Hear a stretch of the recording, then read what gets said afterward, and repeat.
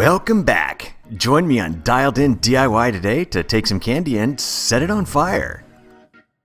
Actually, the first step is going to be to convert it a little bit, and the candy we're going to use is this wax candy.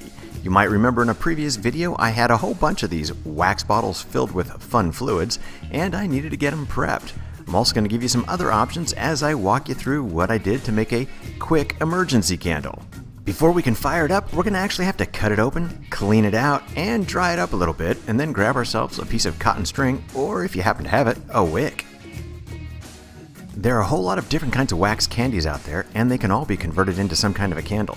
The cool thing is, these wax candies tend to be pretty pliable, which means you can mold it into whatever shape of a candle you want and just put a wick right down the middle on the inside.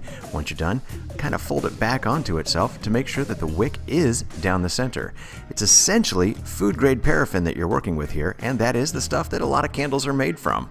The nice thing is, it is easy to shape and work with. There's other things that have paraffin in them too, like surf wax, which is basically 60 to 70% paraffin.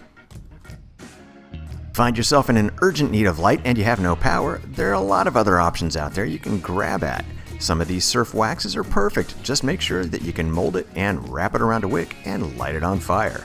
The one I made before was already ready to burn, but I want to make it last a little bit longer than it would if you just let it burn on its own. So we're grabbing the tinfoil, cutting out a piece just about as big as the candle is high, and we're going to double it up and wrap it around the candle.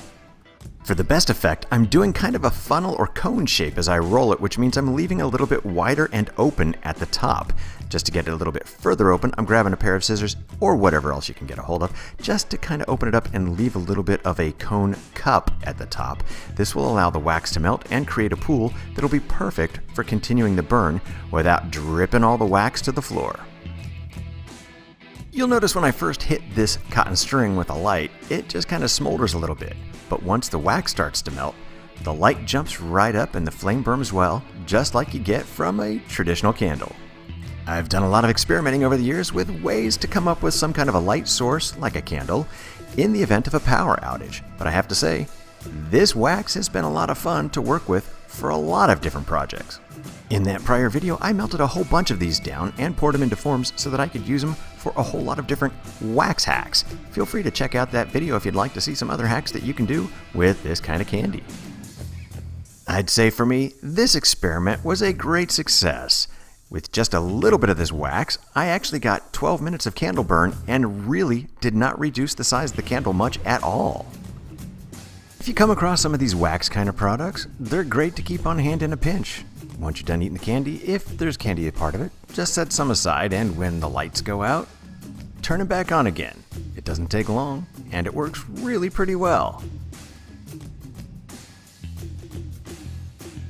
Thanks for stopping by Dialed In DIY and taking the time to check out my hot candy video. If you enjoyed it, or at least got something out of it, let me know by clicking that like button below. I'd really appreciate it. If you'd like to see more videos like this or other DIY ideas, feel free to check out some of my playlists, some of them linked here in the thumbnails on the screen. If you'd like to keep getting dialed in, hit that subscribe button and come on back. There'll be plenty more Dialed In DIY to come.